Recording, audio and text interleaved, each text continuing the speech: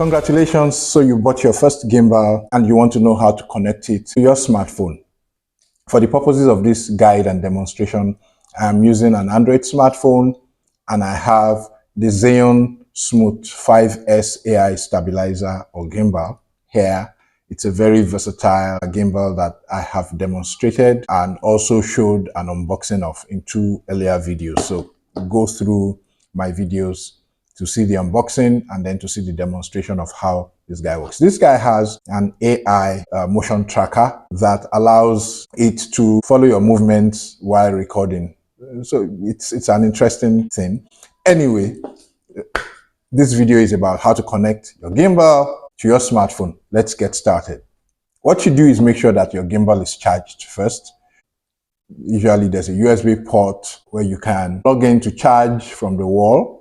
If it's fully charged, now find the power button, push it, and you see that blinking there as it comes on. Yep, the gimbal is powered on.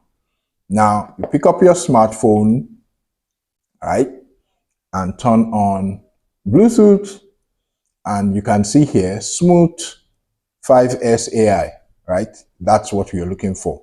Whatever the name of your gimbal is, your smartphone should pick it up immediately. So if you tap on that, and that's the pairing request, pair, what happens?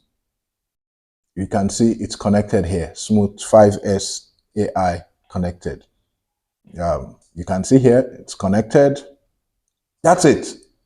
This gimbal is now connected to this smartphone and ready for use. Whatever functionality that the manufacturer has put in it that the Bluetooth connection can use, you can now use it. Now, I need to mention that some gimbals require that you install their app first for this connection to work.